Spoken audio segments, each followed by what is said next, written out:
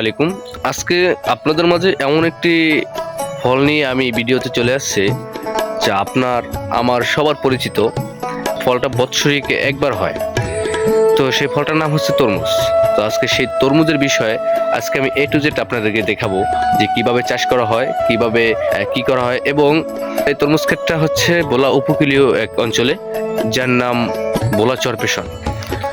ভোলা চরপেশন উপজেলার যে তরমুজগুলোর কীরকম কতটুকু ফলন হয়েছে তা নিয়ে আজকে আপনাদের মাঝে ভিডিওটা করব। সবাই পাশে থাকবেন, দেখতে থাকুন।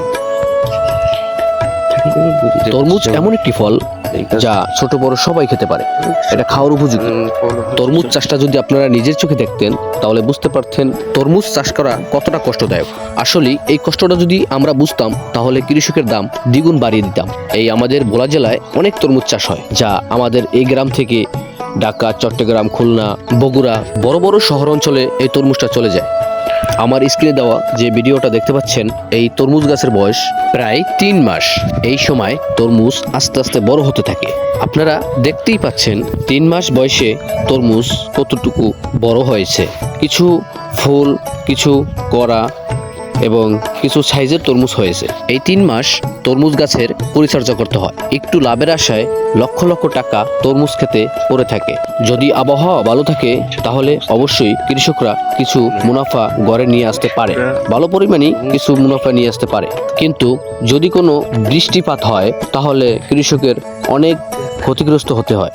তবে হালকা বৃষ্টিতে কৃষকের কোনো ক্ষতি হয় না তেমন একটা, কিন্তু ভারী বৃষ্টিতে কৃষকের অনেক ক্ষতিগ্রস্ত হয়ে থাকে।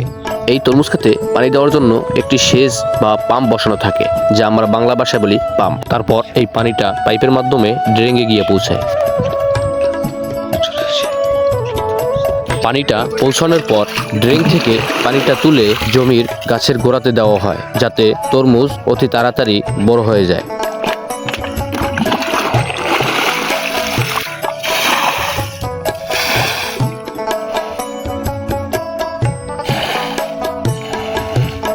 তারা পানি দিতে দিতে ক্লান্ত হয়ে গেলে তারা এই টং বাসাটায় চলে আসে রেস্ট নেওয়ার জন্য। এবং কি এই টং বাসাটায় তাদের রাত্রেও থাকা হয় তরমুজ পাহারা দেওয়ার জন্য।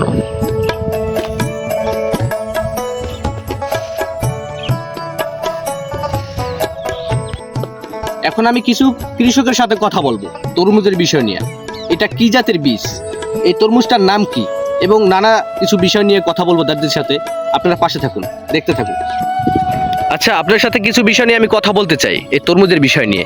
যে এই তরমুজটা কি বীজ থেকে এই তরমুজটা হয়েছে, মানে কি জাতের বীজ? আসলে এই বীজটা হচ্ছে বেঙ্গল কিং বনাম থাই কিং। এই বীজটা সবচেয়ে ভালো বীজ। এই বীজের ফলের কালারও থাকে ইনশাল্লাহ ভালো। আচ্ছা, বুঝলাম এটার কালার ভালো থাকে, কিন্তু এটার বাজারের চাহিদা কেমন? বাজারের চাহিদা মোটামুটি ভালোই, কিন্তু গেলবার এই বেঙ্গল কিংয়ের নতুন জাত ছিল, এইবার ভালোই চাহিদা। এটার কালারও ভালো থাকে। আচ্ছা আচ্ছা, এটা এটা কি পরিমাণ বড় হতে পারে? এটা কি পরিমাণ বড় হয়, মানে সর্বোচ্চ কেমন কত কেজি হতে পারে? সর্বোচ্চ 12 থেকে 13 কেজি, নিচে 27 কেজি। থ্যাংক ইউ, ভালো থাকবেন। এইমাত্র যাকে আমি জিজ্ঞাসা করলাম, যেই কৃষককে, তাকে তরমুজের বিষয় নিয়ে তাকে জিজ্ঞাসা করলাম।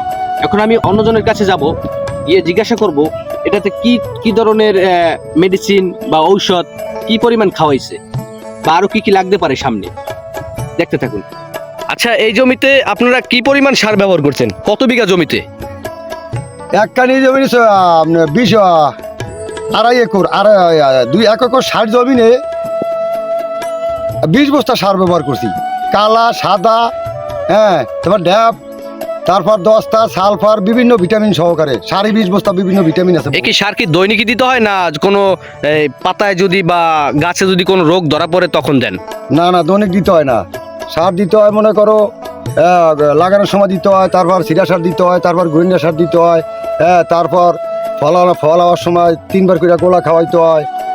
তারপর তোমার ওষুধ তো মনে করো একদিন পর একদিন দিতে হয়, পচার ওষুধ, আগার পর ওষুধ, ভিটামিন, বিভিন্ন ওষুধ আর কি। বুঝতে পারছি।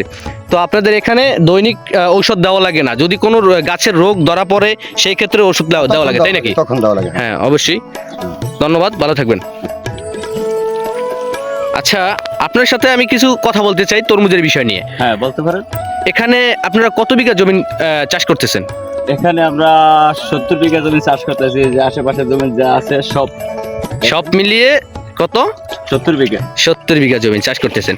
আচ্ছা, এই জায়গায় এই জমিতে আপনাদের কি পরিমাণ পানি খরচ যেতে পারে, বা মানে আছে না যে দৈনিক পানি দেন না কয়েকদিন পর পর পানি দেন, এটা একটু আমরা যদি বলতেন। পানি একদিন পর পর দেই। একদিন পর পর পানি দেন? পানি দেওয়া তুলনা যায় না, একদিন পর পর দিই। একদিন পর পর পানি দেন। আমি বলেছিলাম ভিডিওর প্রথমে যে তরমুজ কিরকম কতটুকু সাইজ হয়েছে আমাদের এই ভোলা চরপেশনে। তো আমি ততটুকু মনে হয় দর্শক আপনাদেরকে বোঝাতে পেরেছি। এমন অনেক কিছুই আছে যা পিছনে পড়ে রয়েছে, আমি দেখাতে পারিনি ভিডিওর মাধ্যমে। সার, ঔষধ, এগুলা অনেক কিছুই আছে। এবং আমি প্রায় 60 দিন 70 দিন পরে আসছি তরমুজ খেতে, তরমুজ দেখানোর জন্য আপনাদেরকে ভিডিও করে। এই তরমুজটা বড় হয়ে গেলে এখান থেকে বিভিন্ন আড়তে চলে যাবে, আড়তে গিয়ে সেখানে বিক্রি করা হবে। তো দর্শক, ভিডিওটা ভালো লাগলে অবশ্যই সাবস্ক্রাইব করবেন, লাইক করবেন, শেয়ার করবেন। ভালো থাকবেন, সুস্থ থাকবেন। আল্লাহ হাফেজ।